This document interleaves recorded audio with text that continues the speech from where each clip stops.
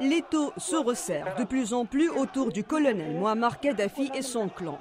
Au 17e jour du soulèvement populaire sans précédent, le leader libyen qui a dirigé le pays d'une main de fer depuis 42 ans et ses forces ne contrôlent plus que la région de Tripoli, la capitale.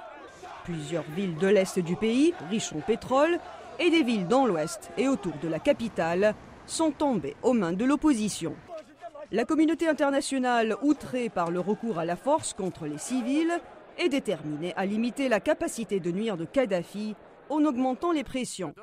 Suspension du Conseil des droits de l'homme de l'ONU, gel des avoirs du colonel et ses proches, embargo sur les armes, la carte de la zone d'exclusion aérienne pour empêcher le bombardement des civils par le régime Kadhafi a même été évoquée par Washington.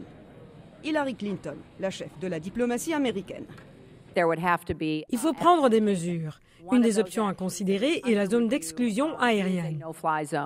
Mais ce scénario ne fait pas l'unanimité, ni au Pentagone, ni au sein de l'OTAN, et encore moins au Conseil de sécurité de l'ONU. En attendant, les États-Unis haussent le ton. Ils font une démonstration de force au large des côtes libyennes, où navires de guerre et porte-hélicoptères sont positionnés.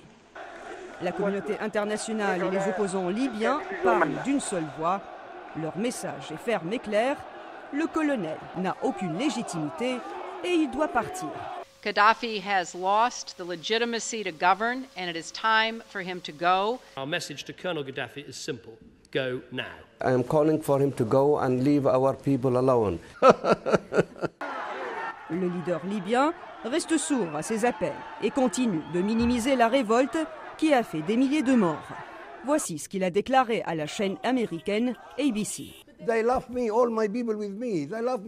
Mon peuple m'adore.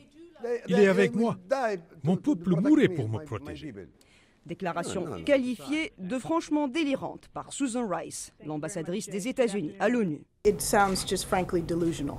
L'heure est donc grave et la communauté internationale en est consciente.